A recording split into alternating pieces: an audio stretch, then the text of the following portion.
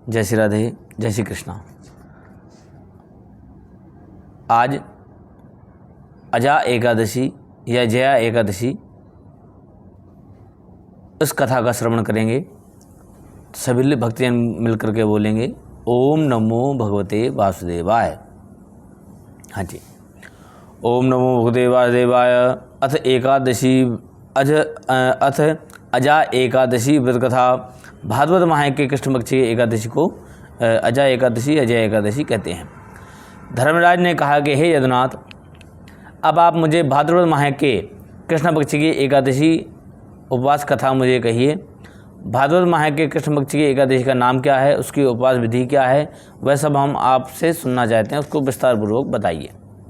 तब देवकीनंदन भगवान श्री कृष्ण कहते हैं कि हे नरेश, उपरोक्त एकादशी अजा एकादशी कहलाती है।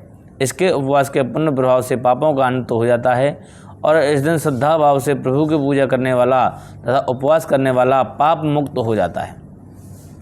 मृत्युलोक तथा देवलोक में सहायता करने वाली यह एकादशी उपवास समस्त संसार में सर्वोपरि है।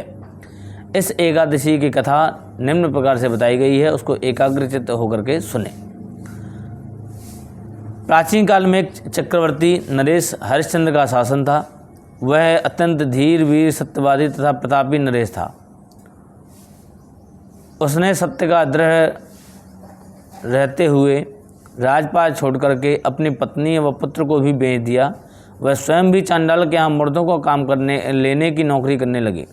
इस प्रकार विपत्ति में भी उन्होंने सत्य का दामन नहीं छोड़ा।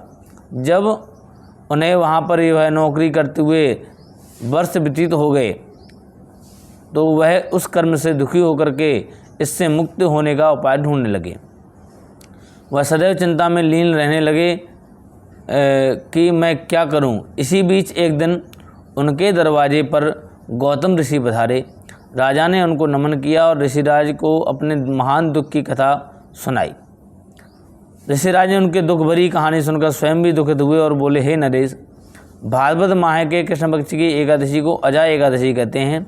अतः आप इस एकादशी उपवास को नियमानुसार और विधि विधान से पूरा करें और साथ ही रात्रि जागरण भी करें। इस प्रकार तुम्हें इस महान विपत्ति से मुक्ति मिलेगी। तदुपरांत गौतम ऋषि अंतर्ध्यान हो गए। कुछ समय बाद अजा एकादशी के आगमन पर राजा ने वह उपवास किया, विधि के अनुसार संपूर्ण किया। साथ ही रात्रि जागरण करते हुए संगीत और गायन भी किया। उपवास से प्राप्त पुण्य से राजा के समस्त पापों का समूल नाश हो गया। आकाश मार्ग पर देवलोक से दुंदुभी बजने लगी तथा पुष्प वर्षा होने लगी।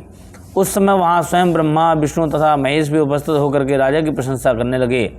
उसने अपनी पत्नी को भी वहाँ वस्त्राभूषणों से सुसज्जित हो खड़े हुए पाया और उनका पुत्र भी रोहित भी जीवित हो गया।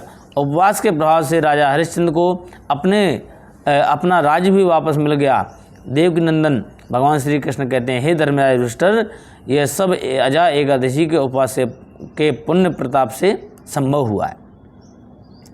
अतः जो प्राणीजन इस उपवास का विधि अनुसार और नियम पूर्वक व्रत करते हैं वे अवश्य समस्त पापों से मुक्त हो इस संसार में अनेक सुखों का उपभोग कर देवलोक जाते हैं। और इस एकादशी उपवास कथा को केवल सुनने से ही अश्वमेध यज्ञ के तुल्य पुण्य फल की प्राप्ति होती है। बोले भक्तवत्सल भगवान की जय। अजा एकादशी व्रत कथा की जय। बोले लक्ष्मी नारायण भगवान की जय। कृष्णाय वासुदेवाय हरे परमात्मने प्रणत क्लेशनाशाय गोविंदाय नमो नमः।